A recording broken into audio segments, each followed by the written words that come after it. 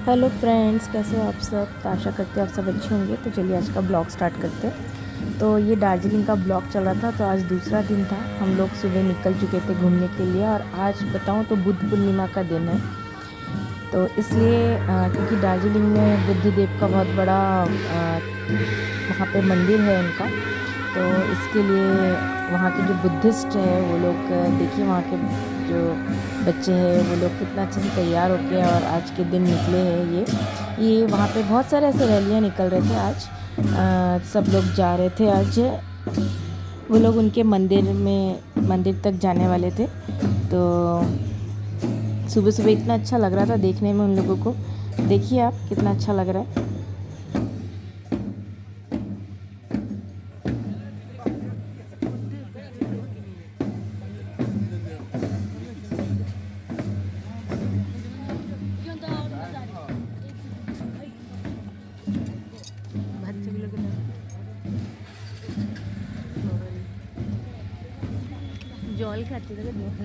ये जो बुक्स थे ना इनके हाथ में, वो उनके सीक्रेट ग्रंथ है जिसको आप बोल सकते हो। तो वो था। और ये लामा लोग हैं।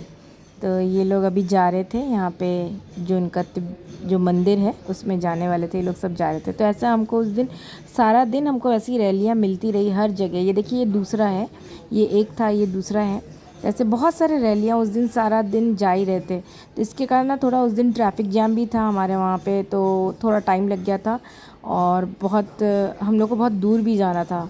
और मेरे पेरेंट्स आज निकले नहीं थे हमारे साथ, क्योंकि वो थक चुके थे। एक दिन में उनका बहुत थकावट हो गया था। तो इसलिए आज वो लोग रेस्ट कर रहे थे, क्योंकि कल हमको फिर सुबह हमको वापस घर जाने के लिए निकलना था। तो एकदम सुबह सुबह निकलना था। तो इसके लिए आज का दिन उनको रेस्ट के लिए दिया। तो सबसे पहले हमारे को हम लोग घूमने आए थे। ये जो आप देख रहे हो ना, ये पाइन फॉरेस्ट है। ये सिर्फ पाइन्स ही पाइन्स के पेड़ है यहाँ पे। और बहुत ऊपर जाके अगर आप जा सकते हो तो ऊपर जाने के बाद आपको वहाँ पे एक लेक मिलेगा। तो ये देखने में सही बताऊँ तो बहुत ही अच्छा लग रहा था, ये जो पाइन फॉरेस्ट है यहाँ पे। पर ये एक ही प्रॉब्लम है कि चढ़ना बहुत है यहाँ पे आपको। तो बोलते हैं ना, आप मेंटल हेल्थ के साथ साथ फिज़िकल हेल्थ दोनों को मेंटेन करना पड़ेगा आपको यहाँ पे। तो यहाँ तक हमने कुछ हद तक हम लोग चढ़े थे। उसके बाद चढ़ना मुश्किल हो रहा था, क्योंकि चढ़ना तो फिर भी इजी लग रहा था, पर उतरना तो बहुत ही ज़्यादा टफ़ हो रहा था। क्योंकि उतरते टाइम एकदम खाई जैसा था, तो ऐसा उतरना पड़ रहा था। फिर वहाँ से हम लोग थोड़ा और आगे निकले।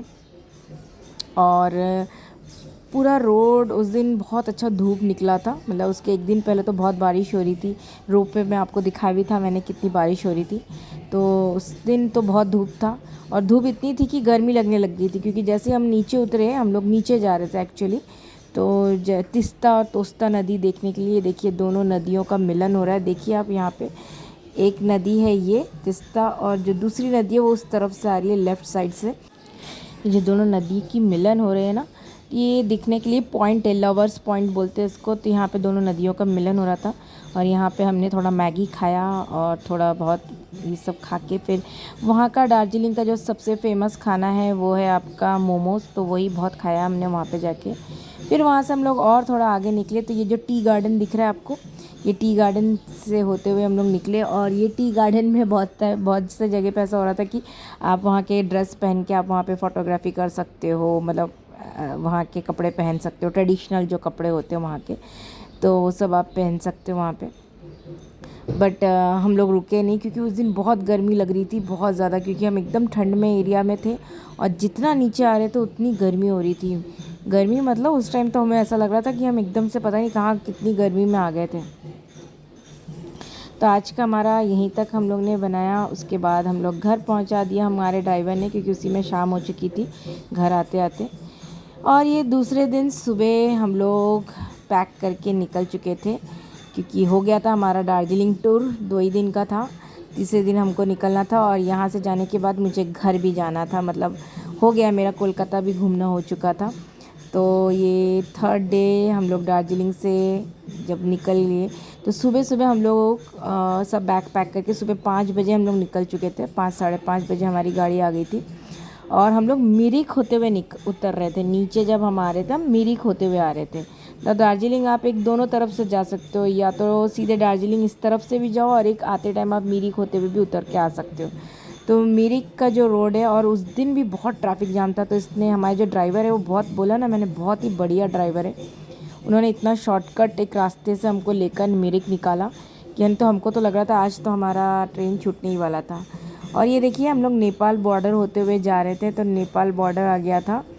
और ये नेपाल बॉर्डर में भी आप वहाँ पे भी उतर के आपको अपना आईडी दिखाना रहता है, और उसके बाद आप एलिजिबल हो नेपाल में एंट्री करने के लिए। और फिर वहाँ से भी आप ऐसे घूमने जा सकते हो, जैसे यहाँ पे दार्जिलिंग में घूम रहे वैसे ही। तो आपको जैसे कंचनजंगा ये सब देखना है तो आप नेपाल बॉर्डर क्रॉस करके आप जा सकते हो। तो हम लोग वही नेपाल बॉर्डर से, देखिए ये था मेन बॉर्डर जहाँ पे आपका क्रॉसिंग था, यहाँ पे देखिए मिल रहा है। हम लोग क्रॉस भी किए, थोड़ा सा अंदर भी गए, थोड़ा फ़ोटो भी खींचा वहाँ पे। और फिर क्योंकि हमको जाना था जल्दी, क्योंकि हमारा ट्रेन कुछ 3 o'clock हमारा ट्रेन था, तो हम लोग निकल गए थे। एक्चुअली उतरने में भी 4-5 घंटा टाइम जा रहा था। और जो एरिया मैं बोला ना, ये भी एक पाइन फॉरेस्ट ही है। वो तो एक अलग से पाइन फॉरेस्ट है, और ये पूरा दार्जिलिंग में ही एक्चुअली पाइन फॉरेस्ट ही मिलेगा आपको पूरे जगह पे। जितने भी पहाड़ियों में होते हैं वहाँ पे तो पाइन फॉरेस्ट ही रहता है।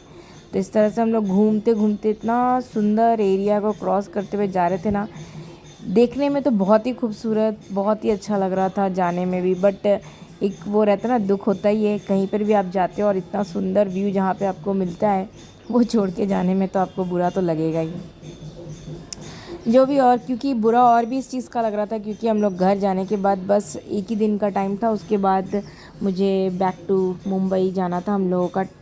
और ये देखिए एकदम मिरिक लेक है, ये मिरिक लेक बोलते हैं इस जगह को। एकदम कश्मीर से कम नहीं लग रहा है ये जगह। यहाँ उतरने के बाद उसने हमको यहाँ पे थोड़ा सा घुमाया, और फिर बस यहाँ से जस्ट थोड़ा सा रास्ता था जलपाईगुड़ी पहुँचने का। और देन जैसे जाते हैं, और ये जो लेक है, लेक तक जाने तक इतने सुंदर से गार्डन है वहाँ पे, बहुत ही अच्छा लग रहा था वो गार्डन देखने में।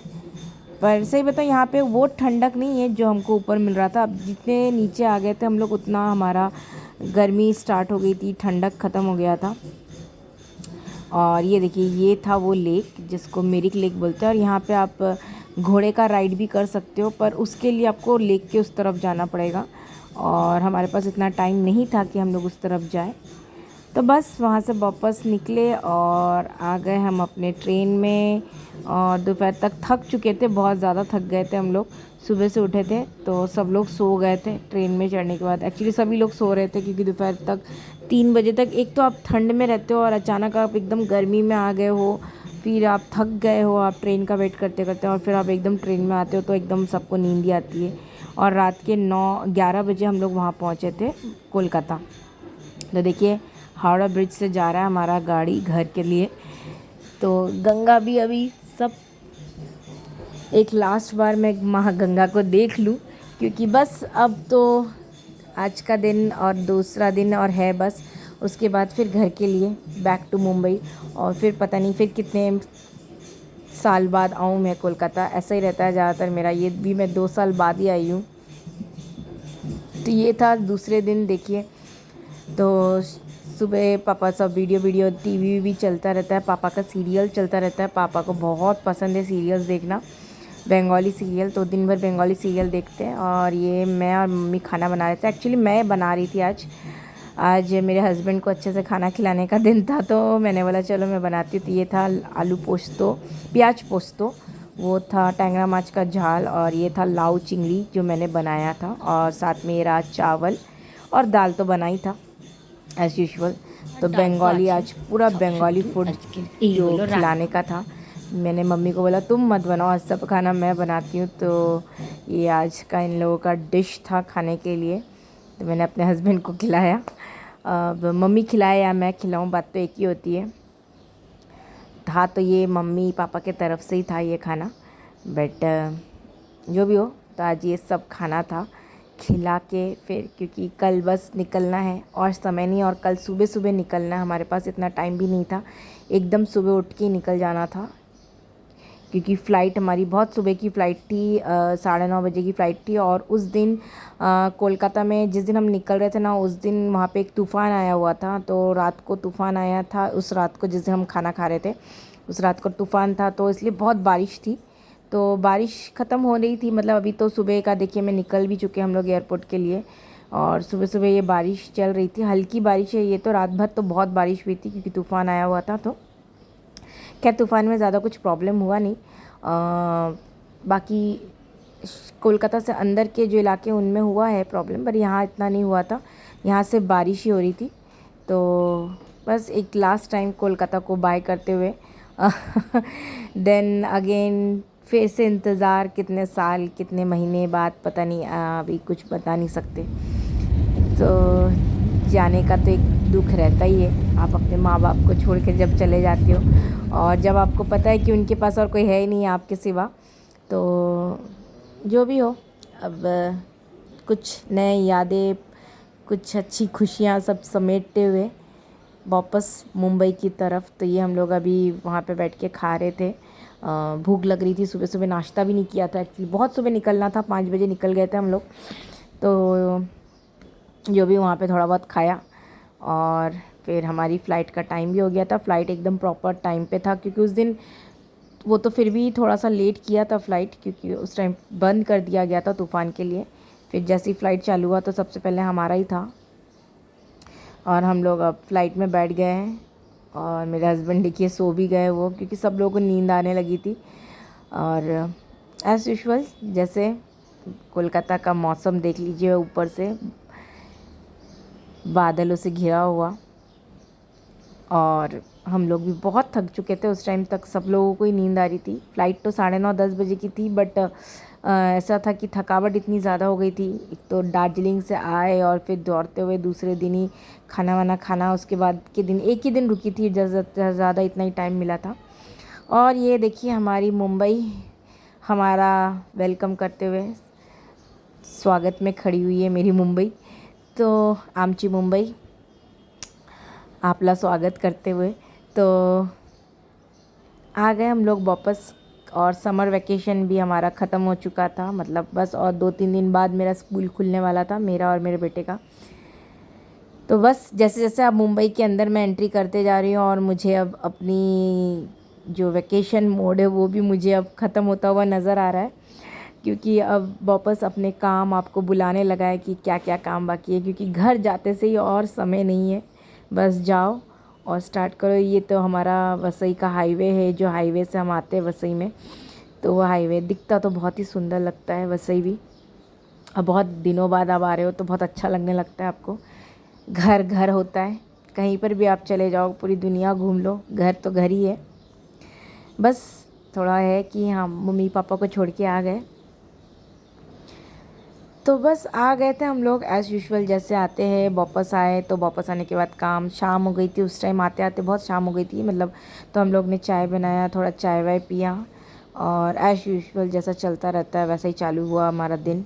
और ये था दूसरे दिन सुबह, मुझे सामान सब रखा हुआ है, मुझे पैक करना था, अनपैकिंग करना था, मतलब पैक तो हो गया था, अभी अनपैक करना था। तो चलिए, अगर वीडियो अच्छा लगे तो लाइक एंड सब्सक्राइब ज़रूर करें। तब तक के लिए बाय बाय।